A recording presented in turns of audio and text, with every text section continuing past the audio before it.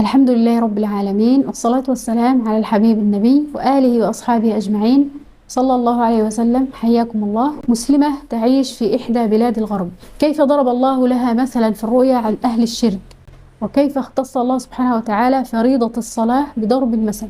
في الصلاة سعادة وطمأنينة وسكينة لا يعرفها إلا من ذاقها، وهؤلاء قد حرموا منها، لذلك ينتشر بينهم الموت الرحيم أو القتل الرحيم، لأنهم ذاقوا كل ملذات الحياة وكل شهواتها ولم يجدوا فيها ما يبحثوا عنه من السعادة والسكينة. ولا يعلم هؤلاء أن السعادة والسكينة كلها في سجدة خاشعة بين يدي الله تجمع شتات هذه الروح.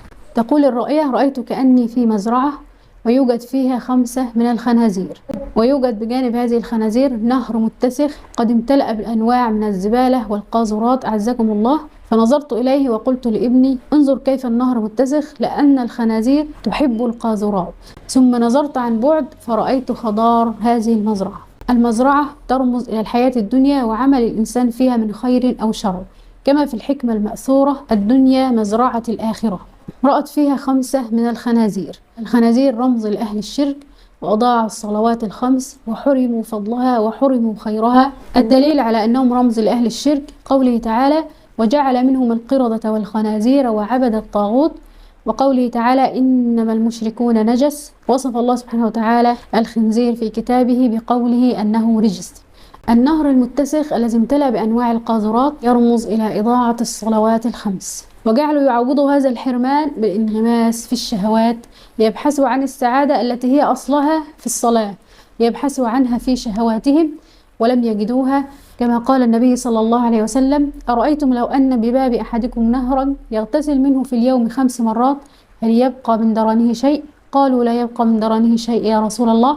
قال: فذلك مثل الصلوات ال5 يمحو الله بهن الخطايا. هذه القاذورات ترمز للشهوات، كما قال الله سبحانه وتعالى: وأقم الصلاة إن الصلاة تنهى عن الفحشاء والمنكر.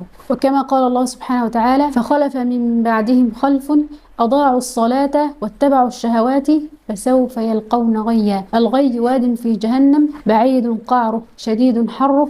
هذا الكلام ينطبق أيضا على من فتن من المسلمين وترك الصلاة تركا كليا وانغمس في الدنيا وفي شهواتها وفتنها. فلعل الحكمة من هذه الرؤيا هو تثبيت للرائية في هذه البلاد التي تعيش فيها. ثم رأت خضار المزرعة عن بعد، دليل على عملها الصالح المؤجل لها لتجازى به بإذن الله في الآخرة، والله تعالى أعلى وأعلم. الرؤيا الثانية ترددت أكثر من مرة أن أطرحها، ولكن على كل حال هي دروس علم ومجلس علم، نسأل الله سبحانه وتعالى أن يجعله في ميزان الحسنات. تقول الرؤيا: رأيت كأني حائض واختلط هذا الحيض بالديدان. طرحت عليها سؤال، ولأنها متزوجة كنت أتمنى أن تكون الإجابة بالنفي، ولكن كانت الإجابة بنعم. قلت لها: هل تلجأ إلى فعل العادة؟ قالت: فعلا ألجأ كثيرا إلى فعل العادة.